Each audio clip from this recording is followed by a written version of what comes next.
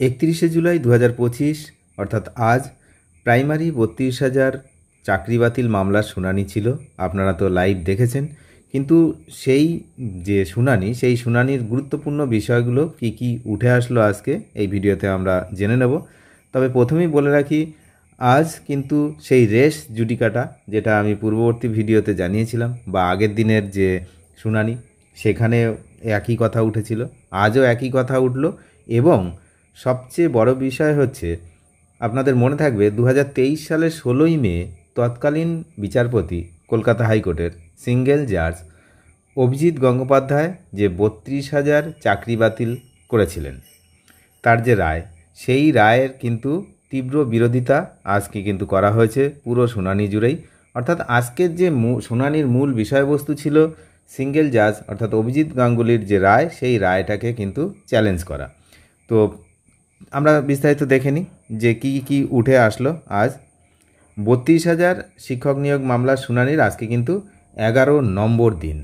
এই 11 নম্বর দিন শুনানি হচ্ছে, এবং পুরো শুনানিটাই যখন থেকে আবার কলকাতা হাইকোর্টে পুনরায় শুনানি শুরু হলো বিচারপতি তপব্রত চক্রবর্তী এবং ঋতব্রত কুমার মিত্রের ডিভিশন বেঞ্চে, 11 দিন শুনানি হয়ে গেছে।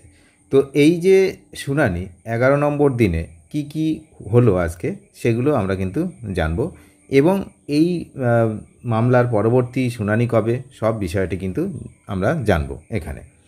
তো বিচারপতি তপব্রত চক্রবর্তী এবং ঋতব্রত কুমার মিত্রের যে ডিভিশন বেঞ্চে যে আজকে হলো, তার লাইভ শুনানিও কিন্তু আপনারা দেখেছেন।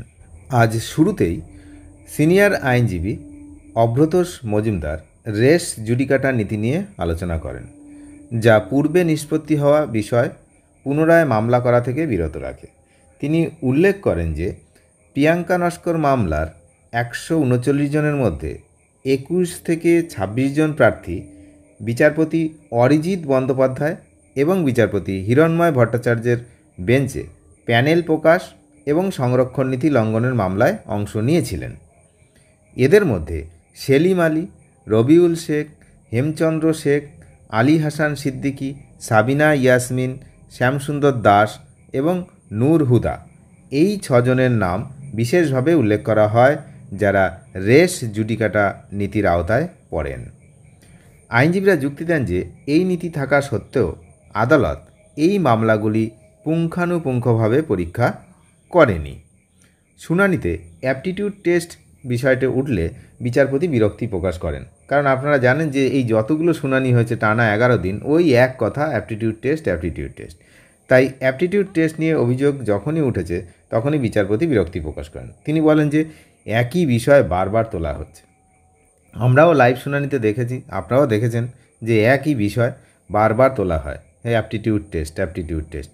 তিনি কিন্তু প্রশ্ন করেছেন, অ্যাপটিটিউড টেস্ট বা ইন্টারভিউ রুমে ব্ল্যাকবোর্ড না থাকার অর্থ এটা নয় যে অ্যাপটিটিউড টেস্ট নেওয়া হয়নি।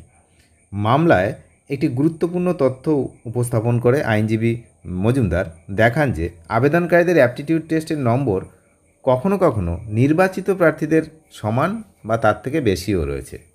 সুতরাং তিনি বোঝাতে চেয়েছেন যে অ্যাপটিটিউড টেস্টের বিষয়টা, অ্যাপটিটিউড টেস্টে যে নাম্বার দেওয়া হয়েছে, যারা চাকরি করছেন তাদের যে নাম্বার দেওয়া হয়েছে, এবং যারা আবেদন করেছেন চাকরির এই যে বিপরীত পক্ষে, তারা অনেকেই তাদের থেকে বেশি নম্বরও পেয়েছেন অ্যাপটিটিউড টেস্টে।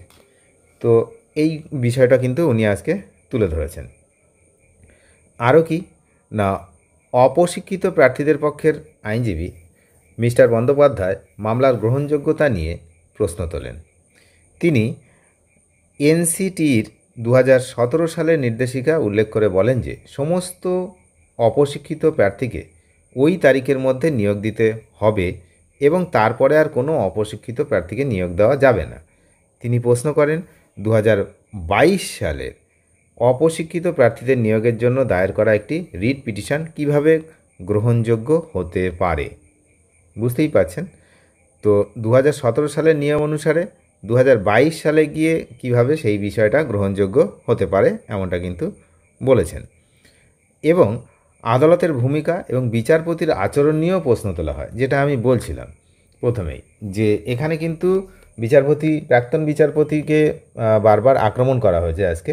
মানে এখানে বলা হয়েছে যে তার যে ভূমিকা এবং তার আচরণ এগুলো নিয়ে প্রশ্ন করা হয়। বলা হয় যে আদালত এই ধরনের মামলায় তদন্ত করতে পারে না বা সাক্ষী ডাকতে পারে না, যেটা অভিজিৎ গাঙ্গুলি করেছিলেন। আপনারা জানেন যে যারা ইন্টারভিউ নিয়েছিলেন তাদেরকে ডেকে তিনি একটা বন্ধ ঘরে তাদেরকে ডেকে নিয়ে তাদের বয়ান রেকর্ড করেছিলেন। তো সেটা করতে পারেন না, এটা কিন্তু আজকে আইনজীবীরা এখানে আদালতে তুলেছেন। শুধুমাত্র আবেদনকারীদের সুবিধার জন্য রিট পিটিশনকে শক্তিশালী করতে পারে। তো আর কি না, টেট 2014 সম্পর্কিত কেলেঙ্কারির অভিযোগও আলোচনায় আসে, যেখানে বিধায়ক মহুয়া মৈত্রর নামও উল্লেখ করা হয়। তবে স্পষ্ট করা হয় যে কেলেঙ্কারির অভিযোগটি টেট পরীক্ষা নিয়ে, নিয়োগ বা নির্বাচন প্রক্রিয়া নিয়ে নয়। মানে পরীক্ষাটা নিয়ে কিন্তু কেলেঙ্কারি থাকলেও থাকতে পারে, কিন্তু নিয়োগে বা নির্বাচন করার সময় কারা কারা নিয়োগ পাবে সেটা নিয়ে কিন্তু কোনো বিষয়টা নেই, কেলেঙ্কারি নেই, এমনটাই জানিয়েছেন আইনজীবীরা। তো এই দিনের শুনানির মূল বিষয়বস্তুগুলোর মধ্যে ছিল এইটাই, যে রেস জুডিকাটা নীতির প্রয়োগ এবং অ্যাপটিটিউড টেস্টের নম্বর বিতর্ক, অপ্রশিক্ষিত প্রার্থীদের মামলার গ্রহণযোগ্যতা, আর পরবর্তী মামলার শুনানি এখনই কিন্তু জানা যায়নি। শুনানিটা পরে জানানো হবে এমনটাই কিন্তু জানা গেছে। তো তাদের যুক্তি পেশ করবেন অন্যান্য আইনজীবী যারা রয়েছেন পরবর্তী শুনানিতে। শুনানির ডেট জানতে পারলেই আমি আপনাদেরকে জানিয়ে দেব। অনেক ধন্যবাদ শেষ পর্যন্ত দেখার জন্য। যারা চ্যানেলে নতুন তারা অবশ্যই চ্যানেলটিকে সাবস্ক্রাইব করে সঙ্গে থাকবেন। Thank you.